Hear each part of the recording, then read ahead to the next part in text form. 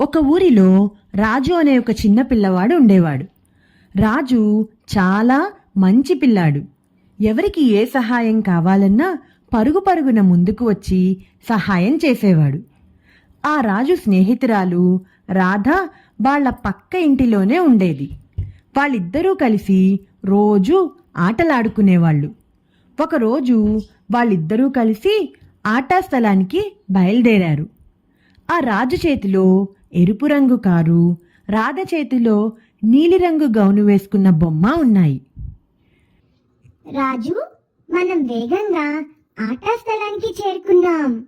నీ కొత్త బొమ్మ కారు ఎంత అందంగా ఉందో.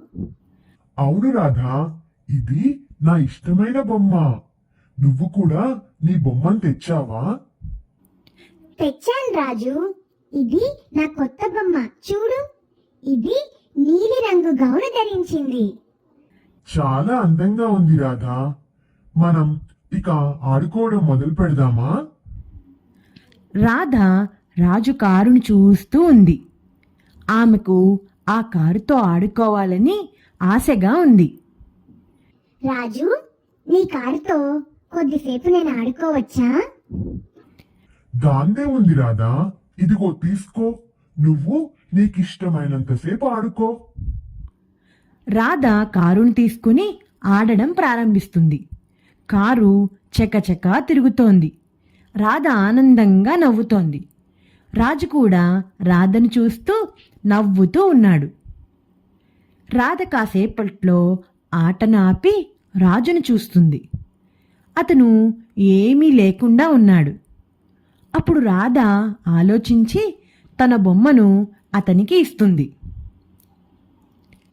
రాజు, నేను చాలాసేపు నీ కారుతో ఆడుకున్నాను. నువ్వు నా బొమ్మను కూడా తీసుకో. నువ్వు కూడా కాసేపు ఆడుకో. చాలా థ్యాంక్స్ రాధా. మనము కలిసి ఆడుకుందాం. రాజు రాధ బొమ్మను కూడా తీసుకున్నాడు. వారిద్దరూ కూర్చొని ఒకరికొకరు బొమ్మలు ఇచ్చి ఊహా సాహసాలు చేయడం మొదలుపెట్టారు. వారు కారుతో బొమ్మ కలిసి కొత్త కథలు చెప్పుకున్నారు. ఇలా సూర్యాస్తమయ సమయం అయింది. రాధా, సూర్యుడు అస్తమించిపోతున్నాడు. మనం ఇంటికి వెళ్ళాలి. అవును రాజు, కానీ ఈ రోజు ఎంత సరదాగా గడిచిందో. నీ కారుతో ఆడుకోవడం నాకెంతో ఇష్టమైంది. నాకు కూడా రాధా, నీ బొమ్మతో ఆడుకోవడం నచ్చింది. మన ఇద్దరం ఇలా పంచుకోవడం వల్ల మన ఆట చాలా సంతోషంగా మారింది. నిజమే రాజు, పంచుకోవడం వల్ల మన ఆనందం రెట్టింపు అయ్యింది. అవును రాధా, పంచుకోవడం వల్లనే మన స్నేహం మరింత బలపడింది. రాజు మరియు రాధ నవ్వుకుంటూ ఒకరినొకరు చూసుకుంటూ పంచుకోవడం వల్ల కలిగే ఆనందాన్ని, సంతోషాన్ని తెలుపుతూ వాళ్ళిద్దరూ ఇంటికి బయలుదేరారు.